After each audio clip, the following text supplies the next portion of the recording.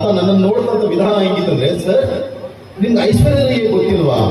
ಆಯ್ತು ಅಂದರೆ ಐಶ್ವರ್ಯ ರೈ ಗೊತ್ತಿಲ್ಲದಂತ ನಾನು ಮಹಾದಡ್ಡ ಕೆಲಸಕ್ಕೆ ಬಾರದವನು ಅಂತಿತ್ತು.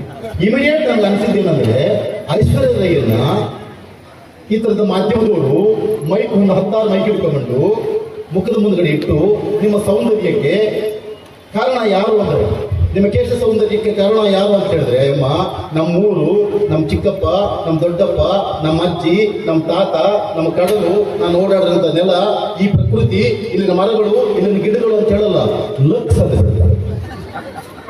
ಮಹಾ ಸುಳ್ಳಲ್ವ ಅದು?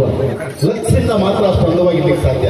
ಸುಳ್ಳು ಹೇಳೋಕೆ 12 ಕೋಟಿ ತಗೊಳ್ತೀಯಲ್ಲಮ್ಮ, ಸತ್ಯ ಹೇಳಮ್ಮ ಏನು ಇದು? 12 ಕೋಟಿ ಅದಕ್ಕೆ ರೆಮ್ಯುನರೇಷನ್. ಲಕ್ಸ್ ಅಂತ ಹೇಳೋಕೆ ಒಂದು ಸುಳ್ಳು ಹೇಳೋಕೆ 12 ಕೋಟಿ ರೆಮ್ಯುನರೇಷನ್ ತಗೊಳ್ತದೆ. ಈ ಕಡೆ ಹೋಗ್ತಾ ಇದೆ ಇವತ್ತಿನ ಆಧುನಿಕ ಗೀತೆ, ಅದರಿಂದ ಮತ್ತೆ ಜನರ ಗೀತೆ ನನಗೆ ಕಾಣಿಸಿದ್ದು